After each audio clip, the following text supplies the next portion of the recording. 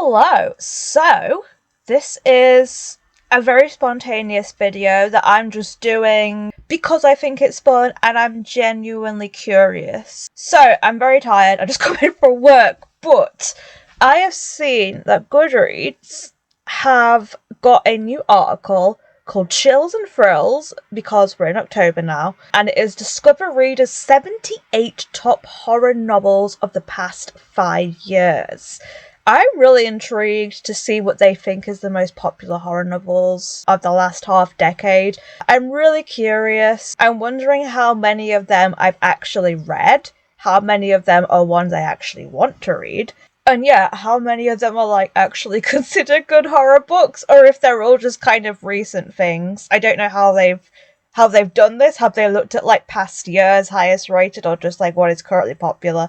I don't know, but I'm intrigued. Also, side note, they're also doing a spooky season romances, which is kind of the same thing, but it's all paranormal romance. Yes, there is.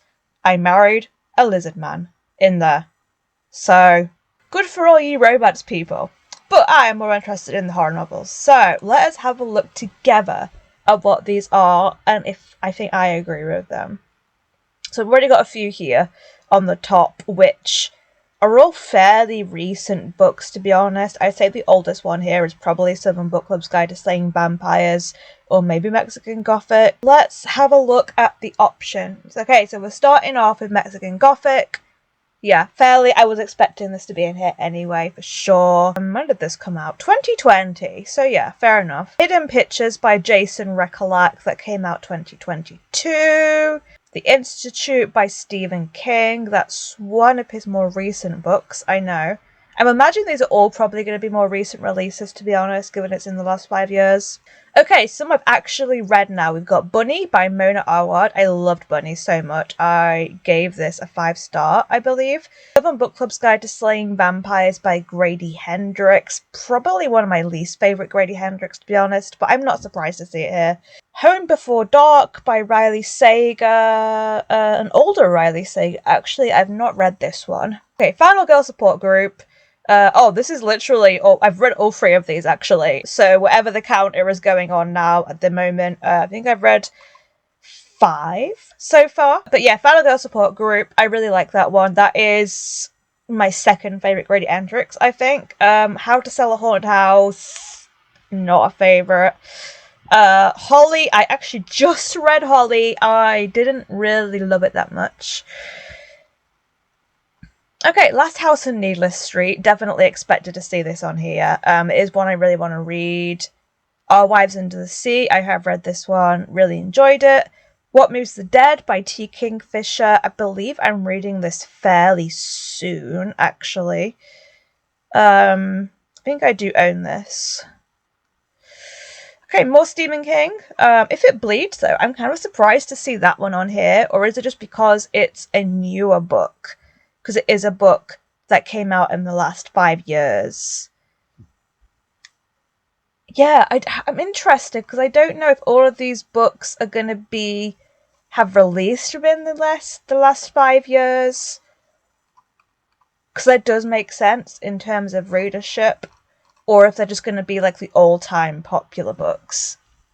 I've got a feeling they're all going to be recent releases. But yeah, If It Bleeds, I did enjoy this. I think there are better Stephen King books. This is another one of his, which is also fairly recent, called Later. I haven't read this one. Only Good Indian, Stephen Graham Jones. I'm fully expecting to see My Heart is a Chainsaw on this list too. I haven't read this one yet, though. Oh, this is a recent book, I think. A Certain Hunger. Oh, it's not. 2019. Okay, so this is... No, still within the last 5 years, but only just. Imaginary Friend by Stephen Chbosky. Is this what they've made a film of recently? I feel like it is. Also 2019. Our Share of Night. Expected to see that on here. This came out last year, I believe. No, 2019. Why did I think it came out last year? Oh, there we go. My Heart is a Chainsaw. definitely expected to see that on here. The Hacienda, yeah, I'm fully expecting to see like basically all of last year's Goodreads horror books from the Choice Awards to be on here. So we also have Rouge by Mona Awad. Also going to be reading this very soon. I've heard mixed reviews about it though, so I'm a little bit surprised to see it on here. Night Bitch, I want to say this is about cannibalism, but I don't actually know. The September House, this came out last year. One I do want to read, but it's more on the cozy spectrum, I believe. The Shadows, I've never heard of this one.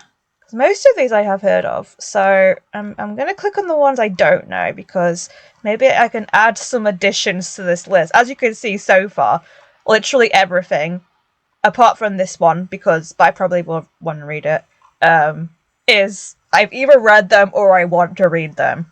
So let's have a look at this one. It is a thriller from the author of The Whisper Man, which I also haven't heard of. You knew a teenager like Charlie Crabtree. He's kind of weird, basically. He's probably someone that could be a serial killer. Yeah, he committed a murder, which inspired copycats. Paul Adams remembers the case all too well because both Charlie Crabtree and the victim were his friends. He's trying to put his life back together, but his mother, who is old and suffering from dementia, has taken a turn for the worst, so he has to go home. Paul learns that Detective Amanda Beck is investigating another copycat that has struck in the nearby town of Featherbank, and his mother is insistent there's something in the house and someone is following him. Oh, okay, so apparently when the murder actually happened all those years ago, 25 years ago this was, Charlie Crabtree, who was the guy that did the murder, was never seen again.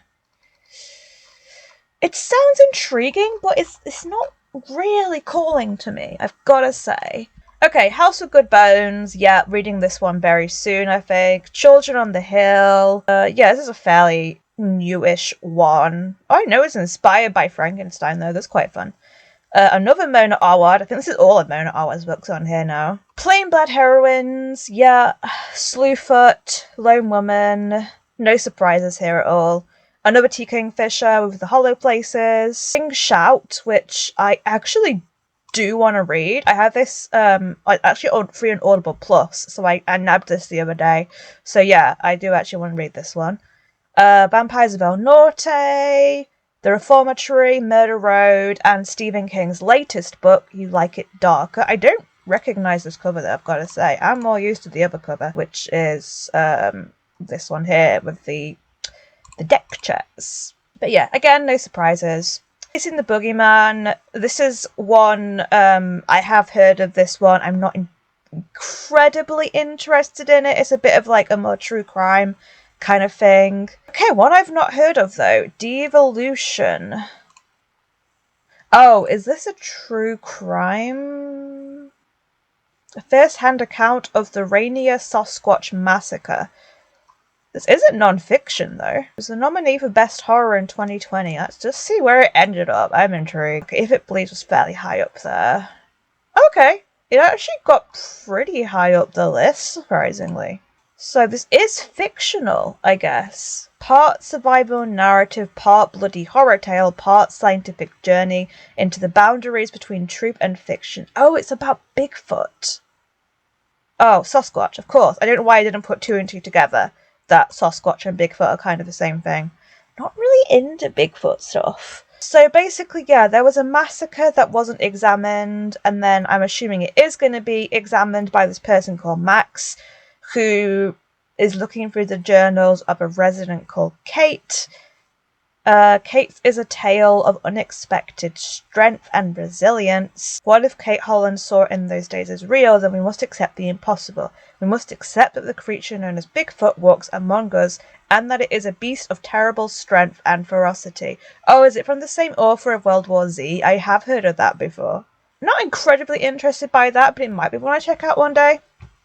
Black Sheep, yeah, was expecting to see that. Okay, we've got one here that I know of, Silver Nitrate, and I've not heard of either of these two, I don't think. Let's have a look at them both. I think I recognise the author of The Invited, but I don't recognise The Lost Village. Ooh, The Blair Witch Project meets Midsummer. Okay, I'm intrigued already. So it's about a documentary filmmaker called Alice Lindstedt, who has been obsessed with the vanishing residents of an old mining town dubbed the Lost Village. Her grandmother's entire family disappeared in a mysterious tragedy, and ever since, the unanswered questions surrounding the only two people who are left, a woman stoned to death in the town centre and an abandoned newborn, have plagued her. So she is trying to make a film about what happened, and then they set up camp and things. Yeah, people go missing, equipment is destroyed, stuff goes wrong, so that actually sounds really interesting. This is getting added to my TBR. Okay, and then we have The Invited by Jennifer McMahon. The Drowning Kind sounds vaguely familiar. This is a haunted house story, I believe. Yeah, tells the story of a husband and wife who don't simply move into a haunted house, they build one. Okay. So yeah, in Quest for a Simpler Life, Helen and Nate are gonna build a house, basically. Big DIY project, House of the Dreams. They discover that this beautiful property has a dark and violent past.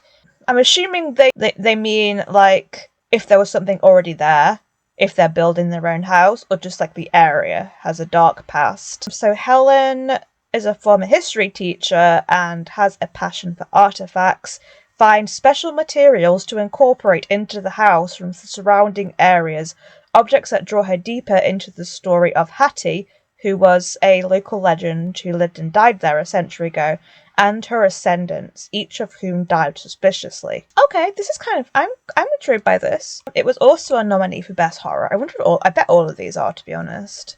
Oh, it came pretty high up. Institute was the winner that year, because Stephen King, of course it was. And then it was Imaginary Friends that we saw further up, and The Girl in Red, which, yeah, Christina Henry doing one of her fairy tale things. Oh, it was the same year that Bunny came out. That's quite funny. And T.K. Finch's The Twisted Ones, which I really like. Okay, yeah, I'm intrigued. I'll add that to my TBR, I think. Okay, House of Hunger. Have read that one, really like it. Another Jennifer McMahon, The Drowning Kind. This looks like more of a thriller. And then something called Mother Thing. The cover is very cool. It's giving, like, old horror movie vibes. So this one is about a social worker who receives a bunch of missed calls from her older sister, and she assumes her sister is having an episode. But it turns out her sister has died, drowned in the pool. Jax arrives at the house and learns that Lexi was researching the history of their family and property, and I guess finds dark things.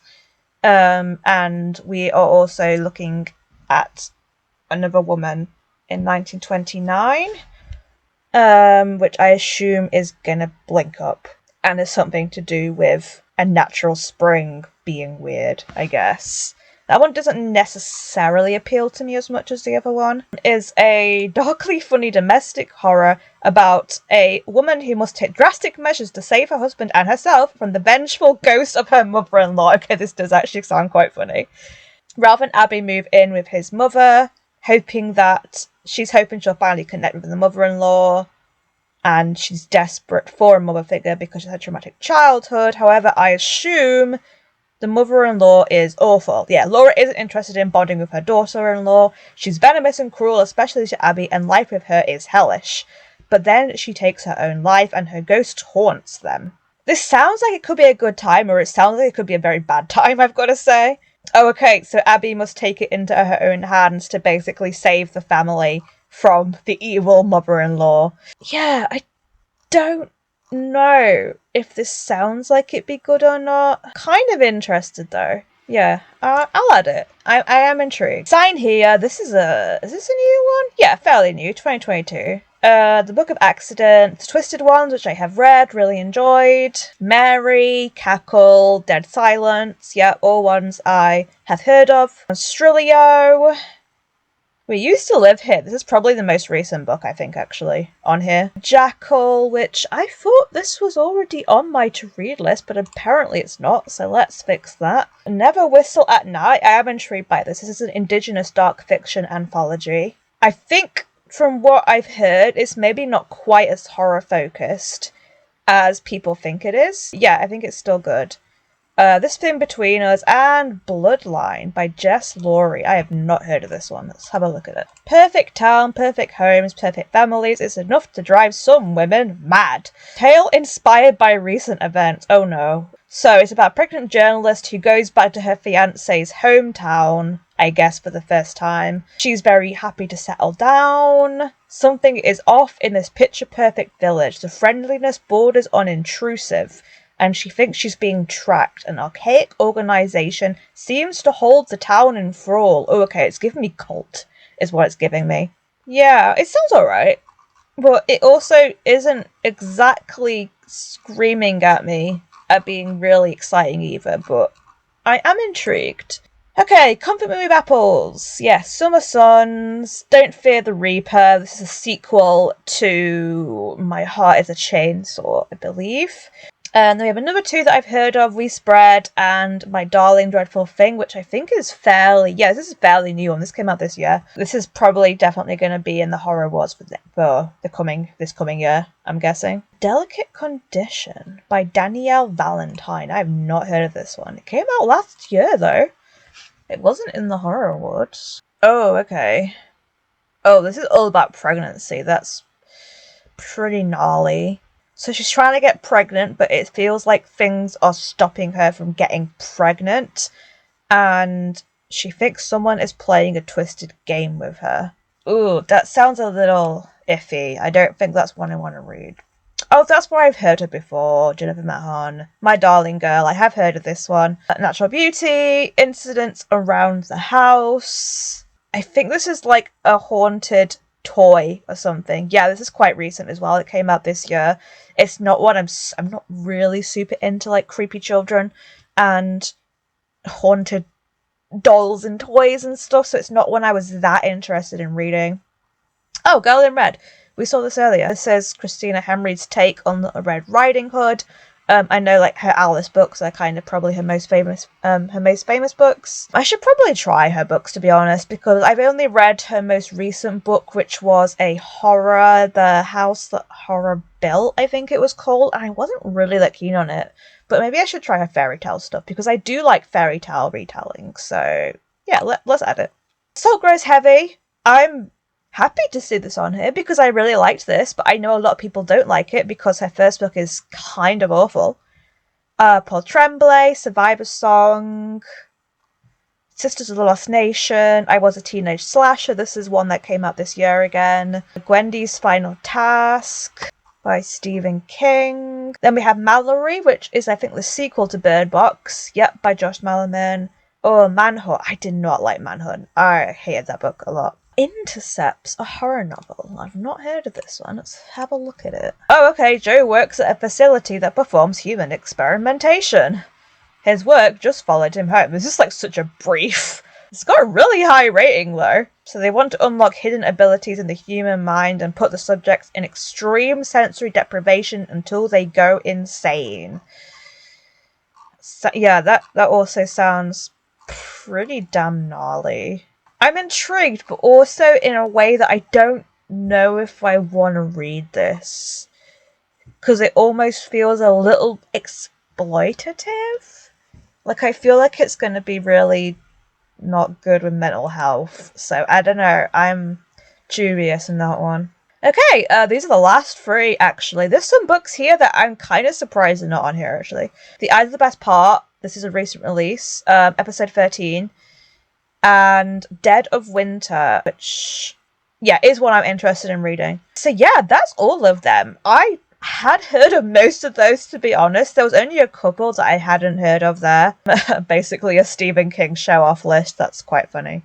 Of the 78 books were apparently on there was by Stephen King. Oh, here we go. This person's saying other books that should have been on there. Horror movie. I thought Cabin at the End of the World probably should have been on there, but maybe it's older than 5 years ago, because these definitely were, I think, all books that came out in the last 5 years as well.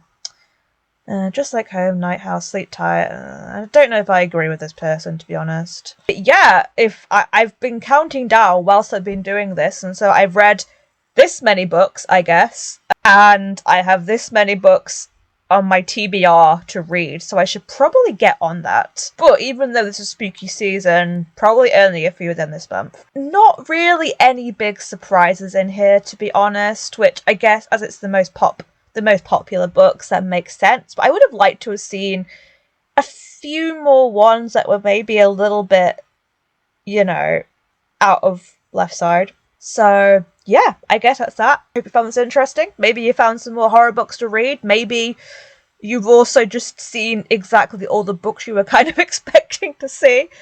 And yeah, feel free to comment down below if you found anything interesting in this. Feel free to recommend me some horror books, to be honest, because I'm always looking for good books to add to my horror TBR. And as you've seen, I know of most of these already, or I've read them already. So yeah, love some recommendations if you have any to give me. And I guess until next time, stay safe, stay cozy, and I'll see you in the next video. Bye!